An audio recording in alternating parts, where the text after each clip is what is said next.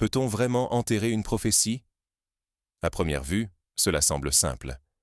Nous nous imaginons que les paroles du passé s'effacent, englouties par la poussière du temps, ou rendues ridicules par les moqueries. Pourtant, il existe des voix que ni la terre, ni l'oubli, ni la calomnie ne parviennent à faire taire. Certaines idées patientes, tapies dans les marges de l'histoire, attendant que le vent tourne, que le besoin de leur retour devienne une urgence collective. Prenons l'exemple du prophète biblique Jérémie. Persécuté, jeté dans une citerne, il n'a jamais cessé de proclamer son message. Les Romains ont tenté d'effacer la mémoire de Spartacus, mais son nom hante toujours les luttes pour la liberté.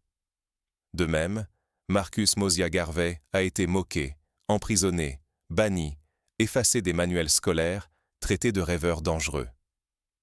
Pourtant, un siècle plus tard, son ombre plane sur l'Afrique et la diaspora, plus vivante que jamais. Sa prophétie, suspendue entre hier et demain, n'a pas cessé de questionner l'ordre établi. Quel était ce message si dérangeant? Garvey n'a jamais promis l'arrivée d'un leader forgé dans les salons dorés de l'Occident. Il annonçait un homme d'action, né d'une urgence vitale, capable de secouer les chaînes invisibles qui paralysent les peuples. Une figure qui n'attendrait pas l'autorisation de l'Empire pour agir, mais qui avancerait, convaincu que sa liberté est son droit ancestral. Regardons l'histoire de l'indépendance africaine. Combien de fois les peuples ont-ils cru reconnaître ce visage dans des présidents élégants, formés dans les universités étrangères, maîtrisant la langue des puissants? Des hommes dont la mission semblait rassurer les maîtres du jeu, négocier les conditions de la servitude, maintenir l'illusion d'un changement sans en bouleverser les fondements. Combien de discours enflammés devant des assemblées internationales? Combien de sommets, de signatures de traités, de poignées de main immortalisées par la presse? Mais derrière le faste, toujours le même gouffre, une jeunesse désabusée, un peuple souvent exclu des décisions, et le rêve d'émancipation sans cesse repoussé à demain. Pour illustrer ce cercle vicieux, souvenons-nous des indépendances de la fin des années 60. Les drapeaux changent, les hymnes aussi, mais l'économie, la diplomatie, la sécurité restent sous contrôle étranger. En Côte d'Ivoire, Félix Houphouët-Boigny dirige un État souverain en apparence, mais la monnaie, le franc CFA, reste arrimée à la Banque de France. Au Sénégal, Léopold Sédar Senghor prône le dialogue, mais les bases françaises persistent. L'Afrique semble tourner en rond, prisonnière d'une indépendance inachevée. Cependant, une fissure s'ouvre aujourd'hui. Un souffle neuf traverse le Sahel, porté par un homme longtemps inconnu du grand public, Ibrahim Traoré. Sans costume sur mesure, sans tutelle étrangère, mais avec un regard franc, une parole brute, une posture qui déstabilise les puissances installées. Sa trajectoire rappelle celle de leaders inattendus, tels Thomas Sankara, qui, en 1983, avait secoué le Burkina Faso de la torpeur postcoloniale. Ou encore Patrice Lumumba, qui, en 1960, avait osé défier la Belgique et l'ONU pour offrir au Congo une voie libre, avant d'être trahi. Faut-il y voir le retour de l'esprit de Garvey? Non comme la répétition du passé, mais comme un nouveau chapitre, écrit ici et maintenant. Si nous refusons de reconnaître ce signal, nous restons prisonniers d'une histoire racontée par d'autres, condamnés à une éternelle soumission, à un futur où la jeunesse africaine n'a plus de choix à faire. Pour comprendre cette dynamique, il faut plonger aux racines du combat de Marcus Garvey, interroger la nature de sa prophétie et saisir ce qu'elle exige de nous, aujourd'hui. Car la force d'une prophétie ne réside pas dans sa capacité à prédire l'avenir, mais dans son pouvoir de réveiller les consciences et d'inspirer l'action. Quelles étaient donc les convictions de Garvey? Pourquoi résonnent-elles avec tant de force dans la tourmente actuelle? Pour le comprendre, replongeons dans la Jamaïque du début du XXe siècle. À Kingston, Garvey voit les descendants d'esclaves courber l'échine, accepter des emplois subalternes, croire qu'ils ne valent pas mieux. Il fonde l'Universal Negro Improvement Association, mobilise des millions de personnes, crée un journal, une compagnie maritime, la fameuse Black Star Line, pour prouver que les Noirs peuvent faire aussi bien, sinon mieux, que les maîtres coloniaux. Et si les chaînes les plus lourdes étaient celles que l'on ne voit pas? Garvey, pionnier du panafricanisme, l'avait compris avant tous. La domination de l'Afrique ne repose pas seulement sur des armes ou des lois, mais sur des murs invisibles, érigés dans l'esprit des peuples. Il l'explique dans ses discours enflammés, dans ses lettres à la jeunesse, dans ses appels à la fierté raciale. Pour lui, la véritable libération commence dans la tête. Emancipate yourselves from mental slavery. None but ourselves can free our minds. Bob Marley reprendra plus tard cette maxime en chanson, touchant des millions d'âmes, mais l'origine est bien chez Garvey. Debout, ô race puissante, accomplis ce que tu veux, lançait-il d'une voix de tonnerre. Mais derrière cet appel, un avertissement. Aucune libération n'est possible tant que l'on se croit inférieur, tant que l'on attend la permission de l'oppresseur. Garvey savait qu'il est plus difficile de briser les chaînes mentales que les chaînes physiques. C'est ce que Frantz Fanon, psychiatre et penseur martiniquais, développera plus tard dans Peau noire, masque blanc. Le colonisé intériorise le regard du colonisateur, doute de sa propre valeur et finit par se saboter lui-même. Garvey ne rêvait pas d'un chef façonné dans les salons européens, ni d'un président de façade.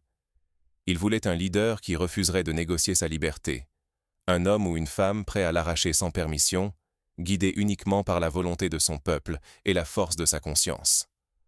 Un chef qui n'attendrait pas l'approbation de l'Empire, mais avancerait comme si le triomphe était déjà son héritage légitime. Martin Luther King, Nelson Mandela, Kwame Nkrumah ont, chacun à leur façon, incarné cette audace. Garvey avait également prédit la riposte du système impérial, diabolisation, asphyxie économique, diffamation méthodique. Dès qu'un véritable leader se dresse, l'ordre dominant déclenche sa machine à broyer. Campagne de presse, sanctions, coups d'État fomentés. Ce n'est pas de la fiction. Regardez l'histoire. Au Ghana, Nkrumah est renversé après avoir voulu créer une monnaie africaine. Au Congo, Lumumba est assassiné pour avoir défié les multinationales minières. Au Burkina Faso, Sankara est tué par ceux qui craignaient son discours anti-impérialiste.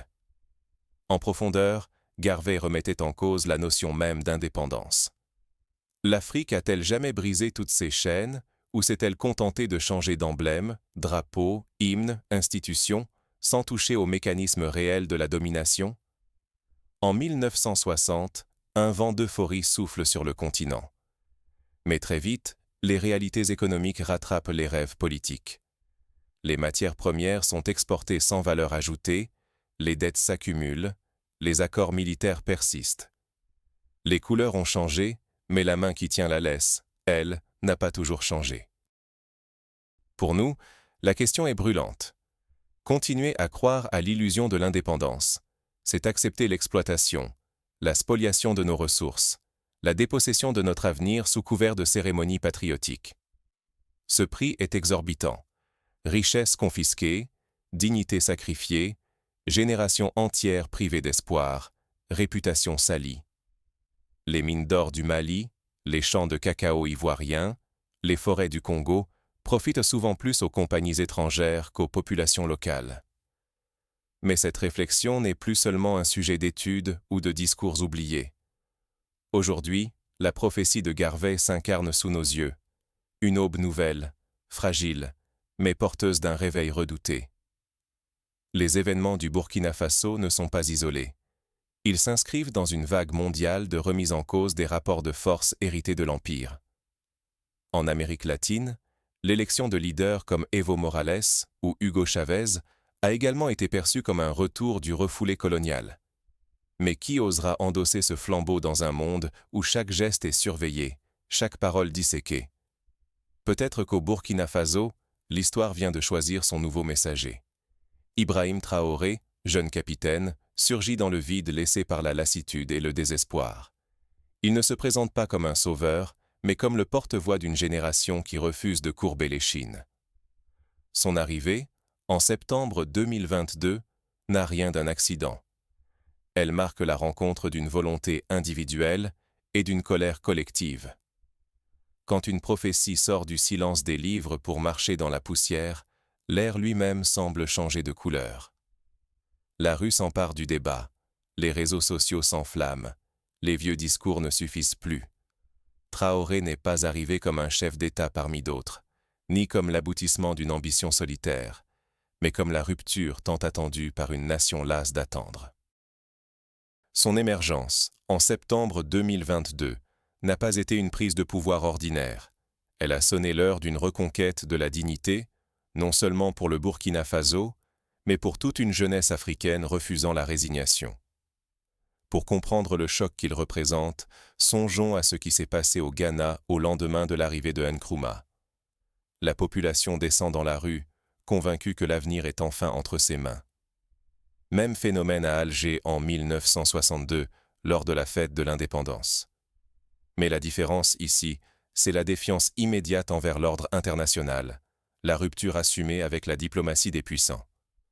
Traoré ne parle pas la langue froide des protocoles ni les mots tièdes de la diplomatie héritée de l'Empire. Ses discours sont nets, sans marchandage ni détour, portés par une urgence à tout affirmer. Il ose dénoncer les ingérences, réclamer la restitution des ressources, exiger le respect.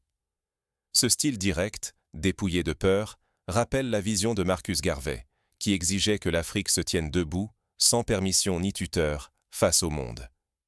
Mais l'histoire n'aime pas voir ces vieux fantômes réveillés. L'Empire a réagi comme il l'a toujours fait. Sanctions économiques, menaces de rupture, campagnes de diabolisation orchestrées dans les médias internationaux. On a ressorti l'arsenal de l'isolement, espérant user la résistance du peuple, attendre que l'élan s'étiole, que la promesse de souveraineté s'effondre sous le poids du quotidien. Rappelons-nous la crise de Cuba en 1962, l'embargo, l'isolement diplomatique, les menaces militaires. Même logique, autres acteurs. Sauf que cette fois, la différence tient dans la posture de Traoré. Une confiance glacée, une affirmation nue du droit de décider, mais surtout un phénomène inattendu, la mobilisation spontanée. Les rues de Ouagadougou et d'autres villes se sont emplies sans consigne, sans récompense promise.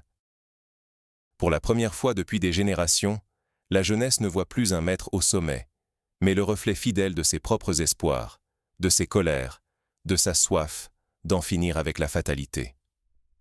Le monde extérieur parie sur l'échec, sur la lassitude, sur une répression qui viendrait tout étouffer. Si Traoré échoue, ce sera la confirmation que l'histoire ne change jamais, que la prophétie de Garvey restera un écho impuissant.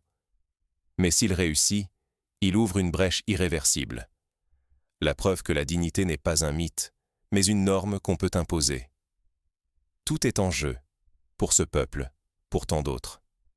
L'argent, le pouvoir, le temps, l'image même de ce que signifie être jeune et africain, aujourd'hui. Mais tenir tête à l'Empire ne suffit pas. Il faut transformer la souveraineté en acte. Chaque choix, chaque rupture, chaque pas compte. C'est là, entre la prophétie et la réalité, que commence la partie la plus risquée. Dans l'histoire, beaucoup de mouvements se sont arrêtés au milieu du gué, faute d'organisation ou de vision à long terme. La révolution haïtienne, après avoir chassé les colons, a dû affronter des décennies de blocus et d'interventions étrangères. Les exemples abondent. À chaque tournant, le risque grandit. La pression extérieure s'intensifie, les contradictions internes surgissent. Mais pour la première fois, l'histoire semble hésiter à se répéter. L'élan collectif, la confiance retrouvée, la participation citoyenne donnent au mouvement une assise nouvelle. On n'est plus dans la dépendance à un homme providentiel, mais dans l'émergence d'une volonté populaire organisée. La résistance collective devient l'arme la plus redoutée face à l'Empire. Guidé par une volonté inébranlable, le Burkina Faso ose franchir le point de non-retour. Il expulse les forces étrangères, réécrit ses codes miniers et rejette sans détour toute dépendance à l'aide internationale. Ce ne sont pas de simples symboles, mais des ruptures qui révèlent la fragilité d'un système fondé sur la soumission. Rappelons que la Guinée de Sékou Touré, en 1958, avait déjà osé dire non à la France, acceptant l'isolement pour affirmer sa dignité. La société burkinabé cesse de se réfugier derrière les slogans. Elle s'organise autour d'actions tangibles. Les terres, autrefois abandonnées, refleurissent. Les marchés locaux regorgent de produits du pays. Chaque citoyen, à sa manière, devient artisan d'une souveraineté retrouvée. La défense populaire s'invente, loin de la seule logique des armes, dans l'engagement de tous, femmes, jeunes, anciens, réunis par la conviction que leur destin ne sera plus marchandé à l'extérieur. On observe la création de coopératives agricoles, la relance de l'artisanat local, la valorisation des savoir-faire traditionnels. Blessé dans ses intérêts, l'Empire lance sa riposte. Sanctions économiques en cascade, isolement diplomatique, et dans l'ombre, multiplication de tentatives de déstabilisation. La peur d'un coup d'État flotte dans l'air, nourrie par ceux qui rêvent de préserver l'ordre ancien à tout prix. Les menaces ne faiblissent pas. Elles cherchent à briser l'élan populaire par la peur et la division. Mais l'histoire récente montre que la répression ne suffit pas à éteindre un mouvement enraciné. Pensons aux printemps arabes. Malgré la violence, la soif de dignité a survécu à la répression.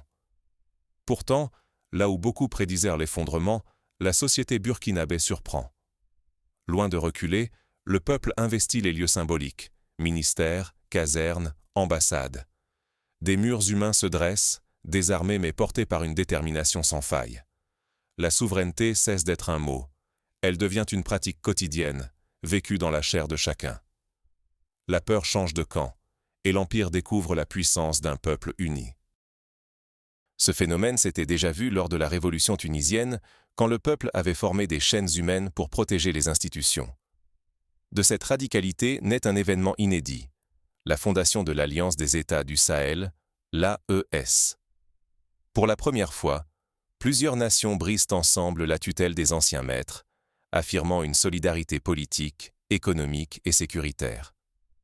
Ce bloc, que d'aucuns disaient irréalisable, prend vie sous les yeux du monde, bouleversant la carte de l'Afrique et les certitudes internationales. C'est la première fois depuis la création de l'Organisation de l'Unité africaine, en 1963, qu'une initiative multinationale échappe totalement aux influences extérieures. Mais chaque avancée exige son prix. Les risques atteignent un sommet. Les sanctions ne sont que la surface visible. Derrière, plane la menace d'une déstabilisation totale, voire d'une élimination physique du leader. Le pari est partagé. Pour le Burkina Faso, il s'agit de survivre à ce choc historique. Pour l'Empire, l'enjeu est immense. Si ce modèle tient, c'est tout l'édifice du contrôle postcolonial qui vacille. L'exemple du Vietnam ou de Cuba montre que la réussite d'une résistance locale peut bouleverser l'équilibre mondial. L'histoire demeure en suspens. Le courage d'un peuple peut-il durablement bouleverser son destin? La révolution burkinabé survivra-t-elle à son chef, transformant le continent, ou sera-t-elle étouffée avant d'avoir semé ses fruits? La mémoire de Sankara, trahi par ses proches, plane sur chaque initiative audacieuse. Mais l'espoir que l'histoire ne se répète pas demeure vivace. Derrière ce bras de fer, une mémoire plus ancienne s'éveille. Les prophéties et les enseignements de Marcus Garvey n'ont jamais cessé de hanter les rêves d'émancipation africaine. De la Jamaïque à Harlem, en passant par Accra et Johannesburg, son message s'est transmis, parfois en silence, parfois dans le tumulte, mais toujours vivace. Quand la confiance en soi devient l'arme la plus redoutable de l'Afrique. Voilà la leçon brûlante que l'expérience burkinabé impose à tout un continent, et même plus loin, à la mémoire collective de ses enfants dispersés dans le monde. Dans les années 50, Martin Luther King martelait « La dignité ne se négocie pas, elle s'impose ». Le premier choc, c'est la rupture du syndrome d'incapacité. Pendant des décennies, l'Afrique a entendu qu'elle ne pouvait pas, qu'elle n'était pas prête, qu'elle devait attendre le feu vert des autres. À Ouagadougou, ce refrain a été pulvérisé. Une nouvelle génération se regarde en face. Elle n'a plus d'excuses. L'heure n'est plus à la plainte, mais à la responsabilité acceptée et partagée. Ce réveil est un électrochoc. Il s'accompagne d'une stratégie de l'endurance, car la liberté, ici, n'est jamais offerte. Elle se construit, chaque jour, dans la sueur, parfois dans le sang. L'indépendance, c'est accepter l'inconfort, les doutes et la rareté des moyens. C'est comprendre que la route sera longue, mais que chaque pas, même hésitant, ouvre une brèche. Les Sud-Coréens, dans les années 70, ont transformé une économie dévastée en puissance technologique par la discipline et l'effort collectif. Pourquoi l'Afrique n'en ferait-elle pas autant? il y a un fossé immense entre changer les slogans et changer le réel. Au Burkina Faso, ce ne sont pas seulement les mots qui évoluent. Ce sont les infrastructures, l'énergie, la logistique, les institutions, tout un socle repensé pour servir le peuple, et non des intérêts lointains. Là, la transformation devient tangible, profonde, irréversible. Un exemple, la mise en place de marchés locaux autogérés, de réseaux de transport public adaptés, la relance de l'éducation technique, la création d'universités centrées sur les besoins du pays. L'effet d'entraînement est inévitable. Un pays qui ose briser ses chaînes devient un phare pour ceux qui l'observent. On parle alors de contagion de la dignité. Chaque victoire, même minuscule, nourrit le courage des voisins et provoque un réveil silencieux, mais impossible à arrêter. Les frontières se fissurent, l'espoir et la fierté circulent, contagieux. Rappelons l'effet domino de la révolution tunisienne sur l'ensemble du monde arabe en 2010. Mais personne n'ignore que la route nouvelle est piégée d'obstacles mouvants. Les pressions ne disparaissent pas, elles mutent. Cyberattaques, guerre monétaire, intox médiatique, proxy politique. Désormais, la vigilance collective devient une obligation. Il ne suffit pas de se libérer une fois. Il faut défendre, surveiller, ajuster chaque conquête, car l'adversité ne dort jamais. Le Chili d'Allende en 1973, l'Iran de Mossadegh en 1953 sont des rappels cruels des dangers de la naïveté. Le prix d'un échec serait abominable. Certains attendent, tapis dans l'ombre, pour crier que l'Afrique n'a jamais pu réussir seule, pour renforcer le vieux racisme et la domination ancienne. Mais la réussite ouvrirait une ère de respect, d'indépendance vraie, de fierté partagée, pour le Burkina Faso et toute l'Afrique. Ce n'est pas seulement une question d'honneur, mais aussi de justice et de réparation historique. Aujourd'hui, la flamme dépasse les individus. Ce n'est plus une affaire de leaders charismatiques ou de héros isolés. C'est un choix collectif, une charge portée par des millions d'épaules.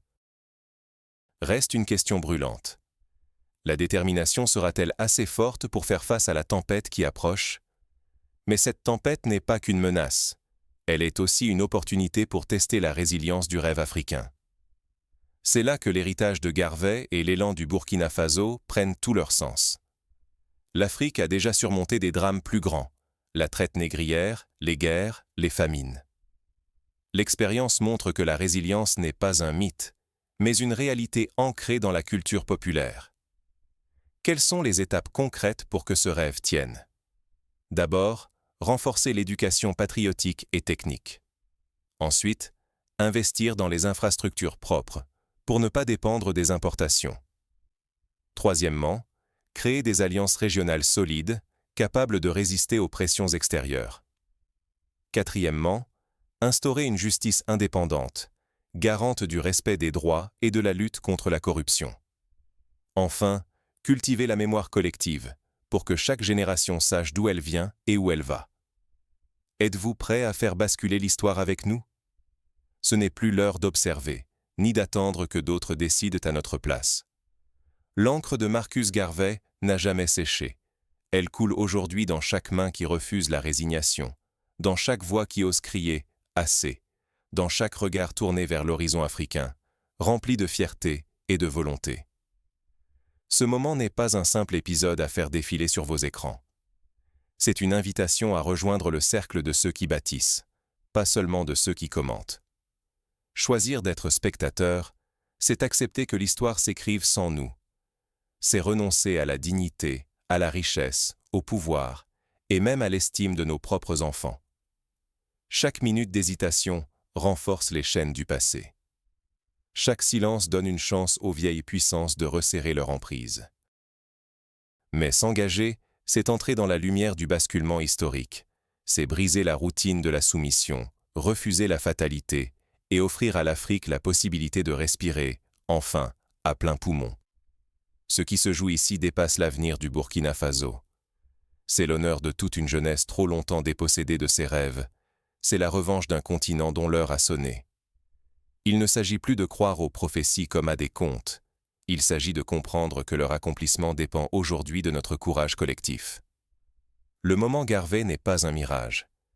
Il vit dans la sueur des travailleurs, dans la résistance des paysans, dans l'audace des capitaines, et surtout dans la volonté de chaque citoyen qui refuse de courber l'échine. Ce moment est entre nos mains. À nous de décider s'il deviendra une épopée ou un simple espoir déçu. Face aux pressions extérieures, à la propagande, aux menaces économiques, chaque voix qui s'élève ouvre une brèche dans le mur du silence. Chaque geste, chaque partage, chaque prise de parole compte.